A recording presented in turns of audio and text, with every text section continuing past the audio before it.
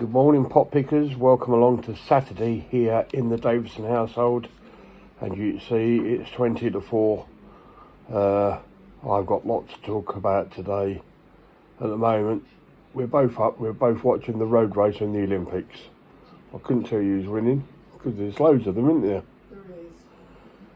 Right, where do you want me to begin? At the beginning, I suppose, yesterday. Well, the night before, Tracy had a premonition that everything wouldn't go to plan, as it should do. But she couldn't have been wronger. When the two OTs turned up, I think they put the sling on me wrongly to hoist me off the bed and put me in the wheelchair, because there's no way I was getting in the wheelchair. Where I've been left in this bed for so long, I couldn't move my leg, I couldn't bend it, I couldn't do a lot with it. So it was a struggle to get me out. When they did eventually put me in the wheelchair, I wasn't back far enough, was I? No. So they decided, oh, let's put you in the recliner. Oh my goodness hell. They got me in that. And they put me down. That took about 20 minutes. Let's just say I'm still thinking about the nightmare and it hurt yesterday. So, luckily, because I said I had no physio for a few weeks, my physio, Scott, turned up.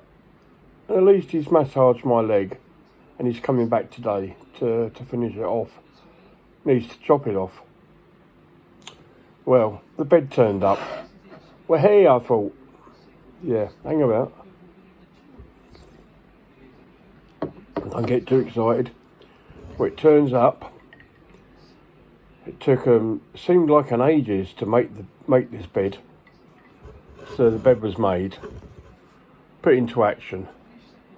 And it took over an hour for the mattress to inflate, so I couldn't get into it for a while. So I still had to lay in the recliner.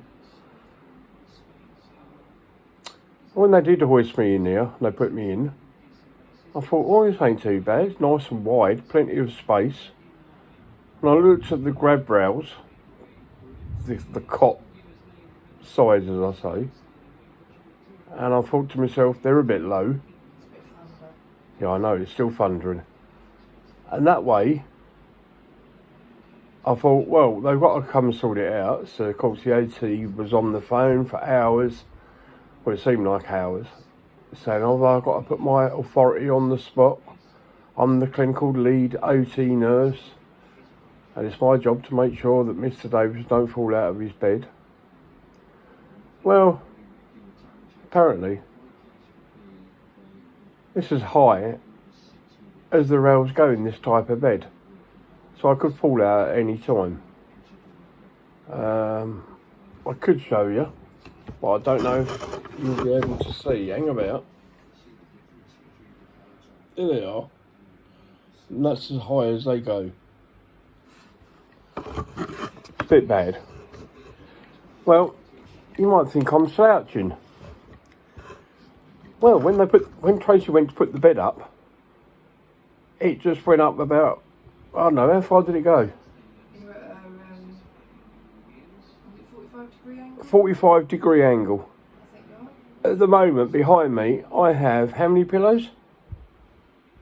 4 on the duvet. 4 pillows behind me and a folded up duvet just to get me at this angle. Because there's a lug missing. Because I've got an extension on the bed, they need an extra lug to be able to wind the hydraulics up for the bed to go up higher. And they can't do that until next week. Because they don't carry spare parts like that for an emergency procedure on a bed. So until that turns up, I'm pretty stumped. So between me and Tracy and Siobhan this morning, we're going to try and think of an idea of sitting me up. Any ideas for stuff to put behind me to prop me up would be gratefully accepted. So there you go, that was yesterday.